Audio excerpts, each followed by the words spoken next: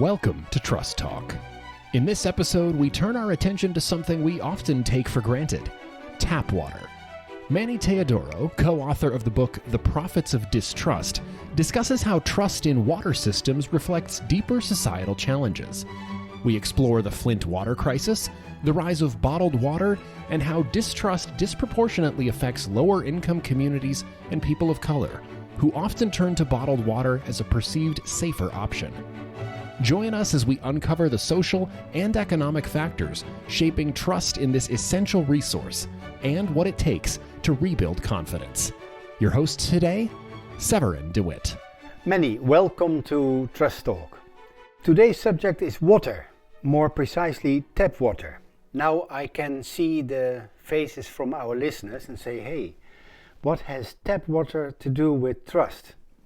Well, that's what we're going to talk about today, because in your book you wrote with co-authors Samantha Zulke and David Switzer, it's called The Profits of Distrust, you discuss this intriguing subject.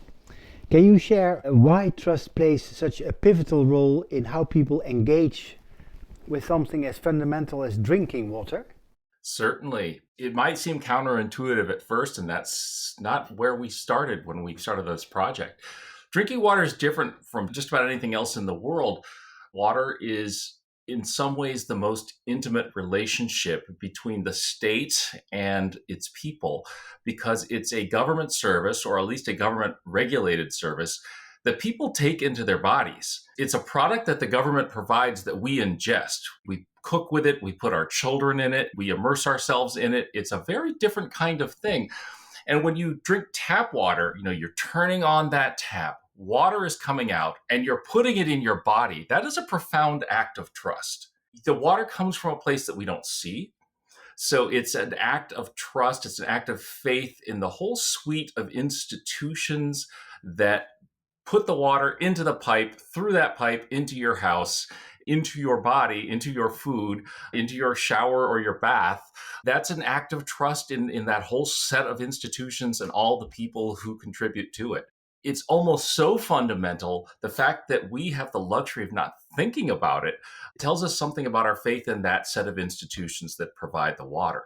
And so when you do notice people abandoning tap water, that tells us something about trust in institutions. Access to clean, drinkable water is something many of us take for granted, right? Yet it's a subject that's becoming increasingly important in many parts of the world, I would say, especially also in the US and Europe. We are later on talking about people that don't even have access to water, but now we are restricting ourselves to those like in Europe and the US that have access to water. How does the quality of tap water influence citizens' trust in government and their willingness to engage with it? Right. It's really amazing that so many of us in the developed world can take tap water, safe drinking water, for granted, because for most of this history of our species, that wasn't the case. The history of our civilization, people had to work very hard to get water that they could drink. It is in some ways the definition of development that we get drinking water, that we have modern potable water and sanitary sewers. Look, one of the things that Samantha Zulke and David Switzer and I argue in the book is that water is the most basic of basic services, and a core tenet of liberal democracy is that governments win and lose their legitimacy based on their ability to provide for their people's basic needs. That's not our idea, of course. That's the core of liberalism, right? Is that governments get their legitimacy by providing for their people's needs. So modern states are no different. We see this throughout the history of civilization. Governments spend a great deal of money providing water to their people. We see it in the aqueducts of ancient Rome and Persia and China, that these civilizations were built on delivering water to their people. Modern states are no different. Potable water service transformed our cities in Europe and the United States from squalor to prosperity. It, in many ways, allowed this industrial growth to happen. And so that water builds trust. That water service builds trust and faith in the state, even as they build the pipes and the plants and the reservoirs. So today, people still have, at least at some deep level, that same idea of water is this ultimate basic service, and their faith in the water is attached to their faith in the state. For those of us in the West who enjoy this high level of development, the aesthetics of water take on particular meaning. And aesthetics is the term that people in the water sector use to describe the taste, the smell, the appearance of water.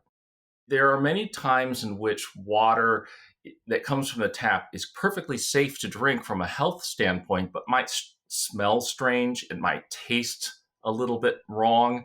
It might look cloudy. And that can cause distrust. One of the things that we find in the book is that people who experience these aesthetic problems, strange tasting, strange looking, strange smelling water, become less likely to engage with government.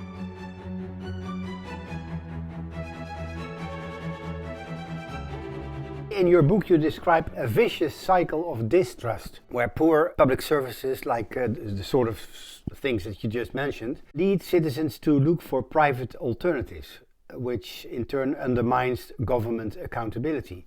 Can you walk us through how this cycle develops and why it's so hard to break? Yeah. We begin with this idea that there is a tap water failure or any kind of a basic service failure that, as I mentioned, is going to reduce trust in government because the government has failed me in somehow. The government was supposed to protect me from this problem. Where there are commercial alternatives to a government service, in the case of tap water, I have a commercial alternative in the form of bottled water. People will choose that bottled water. And when they choose the bottled water or other commercial product, they have now less incentive to participate in government. And the logic works like this. Once I've chosen to buy a much more expensive commercial product, I no longer have an interest in improving the public product, the tap water. And so that reduces my participation in government, my participation with the state, my engagement with the state. With that reduced participation, with that reduced engagement, government then has reduced incentive to expend resources to improve tap water and there's less reward for a politician in focusing on tap water. And that, of course, results in a reduced quality of public services in the future. What makes that cycle so vicious and hard to break is, like any cycle, it's self-reinforcing.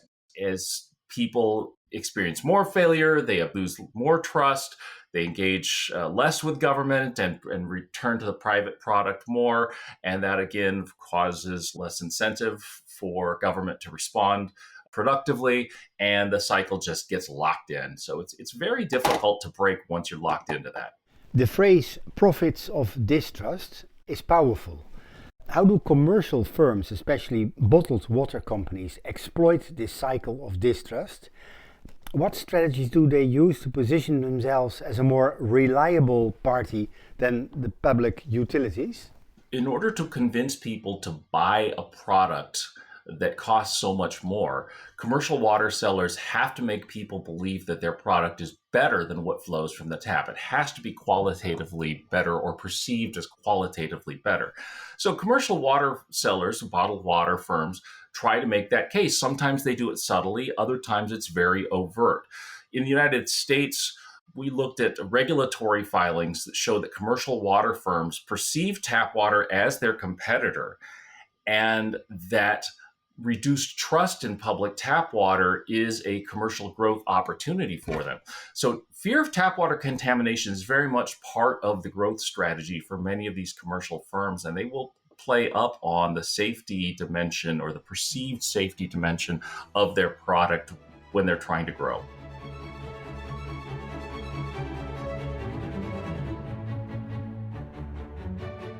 You highlight that poor and racial or ethnic minority communities are most affected by this cycle of distrust. Why are these communities particularly vulnerable, and what are the consequences of this disproportionate impact?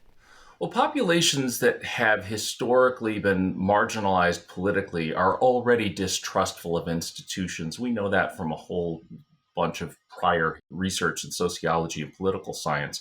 Well, bottled water firms know that, and they're going to prey on that distrust. People who have had poor experiences with state services in the past are ready to believe that state services will fail in the future or are failing presently. Sometimes that's a direct experience, as in the case of migrants from the developing world. If you experience bad tap water in your home country, you move to a country with an advanced water system, you might not recognize or understand that the tap water is safe. But we actually see that even with ethnic and racial minority populations who have lived in the developed world for many generations, they are still more likely to opt for bottled water. And we argue that that's tied to a history of political marginalization in our research in the United States. I would like to discuss a little bit what you describe as the Flint Water Crisis. For our non-US listeners, what was this crisis about? Yeah, it was a very high profile event here in the United States. In 2014, the city of Flint, which is in the state of Michigan in the middle of the United States, suffered what we now call a water crisis. It was a major contamination event when the city of Flint changed its water source from one river to a different river as a part of a cost-cutting measure. Now, that cost-cutting measure was imposed upon them by the state government because the city had lost its own authority due to a financial collapse. Well, that switch in water source caused lead in the distribution systems and the lines that connect the distribution system to people's homes, caused lead to leach out of those pipes and into people's homes. And so we had a large increase in the lead level in water. And of course, lead is a neurotoxin. It's poisonous to people, particularly bad for children and for pregnant women. Well, that became a huge national story here. And one of the things that we saw across the country is not just in Flint, but everywhere across the country, people's faith in their tap water declined. It is worth mentioning that Flint is a community with a very high poverty level, and it has a large Black population. So we have a large racial minority population, and we have a very poor population. We saw that echo across the country.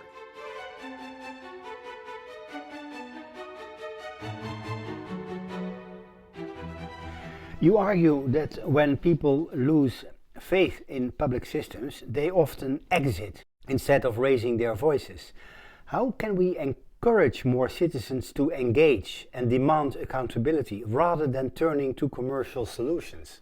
It's difficult. The best things that we can do is, for starters, to lavishly share information. We have to make it easy for people to understand the quality of their tap water, which for most of us in Europe and the United States, our tap water is of excellent quality. So first of all, just making that very clear to people that for most of us, it is a very high quality product. We also need to reduce costs of participation. Technology is going to make that easier. I think there are ways that we can improve people's access to the state through the regulatory agencies, to the utilities that provide these services. And then especially one of the things that we talk about a lot in the book is we think that governments themselves need to be much more active in outreach. In many ways, we are stuck with these old models where we're going to hold public meetings and we're going to ask people to come to meetings and talk, or we're going to ask people to turn out in elections. And that's going to be the only way we interact with people. We think it's important for governments, for regulators, for utilities to reach actively and pull information from the people who they serve. And that could be through things like surveys or focus groups or other kinds of social media fora. There are ways that governments can reach out actively and get that engagement from the people who they serve. You just mentioned it, but I would like to ask a little bit more about how distrust can be turned into trust if basic services like the tap water are really well managed. So what do you think needs to happen to rebuild trust in public water systems? Well, we need to start by recognizing that this is a generational enterprise. It took many, many years for people to gain faith in the state through water systems, and it took many years for people to lose faith in the state because of failures in their water system. So we need to start by recognizing it's going to take a long time. But we argue that there are three broad things that governments need to do. Number one is excellence. Number two is openness. And number three is equity. We have a plan. It's a 12-point plan in the book. I'm not going to go through all 12 points because we don't have time. But excellence is what it sounds like. Water has to be great for everyone. That means things like aesthetic quality. That means that our organizations that operate the water systems, they need to be excellent organizations. Customer service has to be good. The service just has to be good for everyone all the time. A failure anywhere drives distrust everywhere. The second thing is openness, which, as I said a moment ago, we need to lavishly share information. We need to make these systems very clear and obvious to everyone, and make sure that people understand where that water comes from. There's this great tradition throughout the world of civic architecture connected to water systems being very obvious to the people that the water systems serve. We need to return to that ethic so people see the water towers, they see the well houses, they see the reservoirs, so that they understand that these are their systems that serve them. And then last is equity. We need to make sure that that water service is good for everyone, everywhere, all the time, and make sure that that service is good for the poor and for the rich and members of racial and ethnic minorities as well. You make the case that rebuilding democracy starts with rebuilding infrastructure. Can you share examples where improvements in public services like water infrastructure have successfully rebuilt trust and engagement between citizens and government? Yeah, one of the cases we talk about in our book, it's a low profile case, but it's one that I think is kind of fun. One of my co-authors lives in a town called Columbia, Missouri, which is in the center of the United States. And that's a place where the government invested heavily in engaging with the public around an effort to build water infrastructure, and we're quite successful in doing so. We have data in the book, we have interviews in the book, where the citizens of Columbia said, yeah, we're willing to tax ourselves more, we're willing to pay more for our monthly water bill in order to support improvements in our water infrastructure that have served us well over time. We need to see a lot more cases like this where governments are open and honest with the public and saying, hey, look, these things are costly, but we're going to serve you well. We're going to earn your trust. Hopefully that continues to pay off. That vicious cycle we talked about earlier can also be virtuous. Once you get into that virtuous cycle, you get more citizen engagement, you get more resources and incentive to government, and governments perform better. That relates, I think, to what you also introduced in the book, the concept of citizen consumers. How do individuals' roles as consumers shape their participation in democratic processes, and how can governments re-engage these citizen consumers? The idea of the citizen consumer is simply that people's behavior as consumers relates to their attitudes about politics, and their attitudes about politics reflect their experiences as consumers. Most of us live in mixed economies where both the state and the market are engaged in producing things and serving people.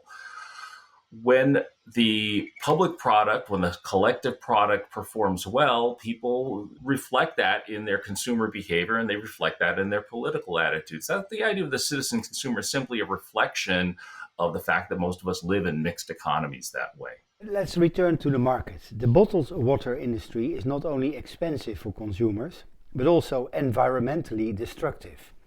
How can governments and advocates effectively challenge this industry while promoting the benefits of public water systems?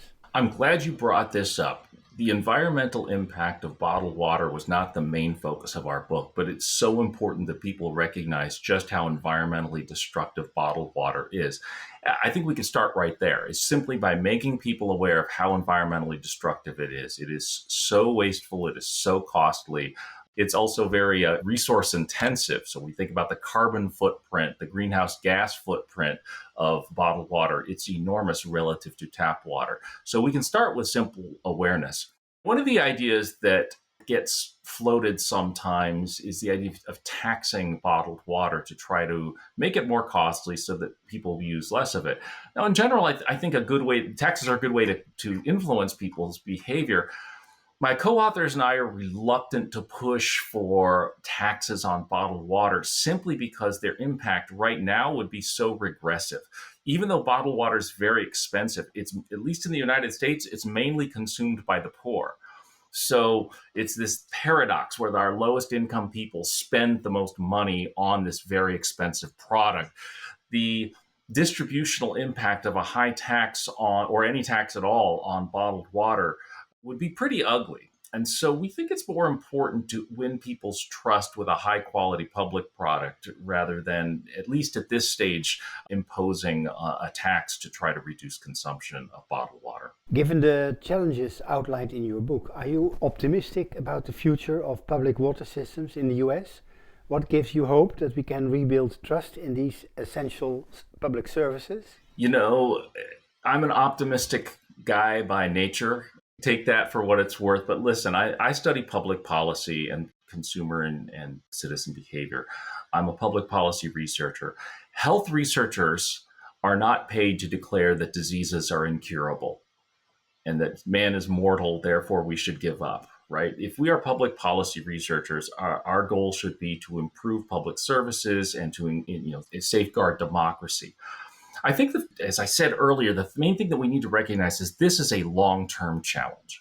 Rebuilding that hope in American water systems, that's a generational challenge. We didn't lose this faith overnight. We're not going to regain it overnight. One of the things we see in the data is older Americans are much more trusting of tap water than younger Americans. That tells us there must be some generational effect going on. I think we need to, besides the excellent water service and the equitable water service I mentioned earlier, part of openness is educating younger Americans that, hey, your tap water, for most of us, is of very high quality. It's the envy of the world. So let's recognize that and invest and treasure and cherish those systems. I think we can absolutely do it. It's just going to be a long-term project. It's not something we can fix next year. Of course, that's difficult to do in a democracy. Democracies they run on 2, 4, 5-year electoral cycles. Getting politicians to think about 20, 30, 40, 50-year efforts is a challenge. But it's as I said, that's the job, right? If you're a policy researcher, the job is to get us to that solution.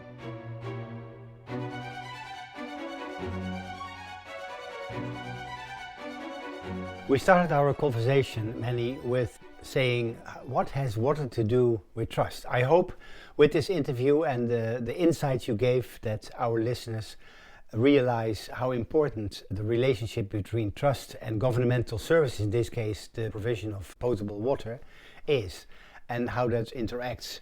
Thank you very much for your insights and wish you good luck. And by the way, is the book doing well?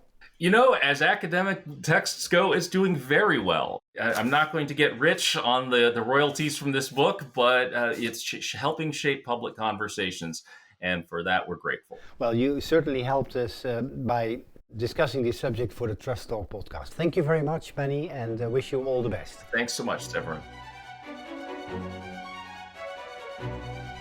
Thank you for tuning in to this episode of Trust Talk.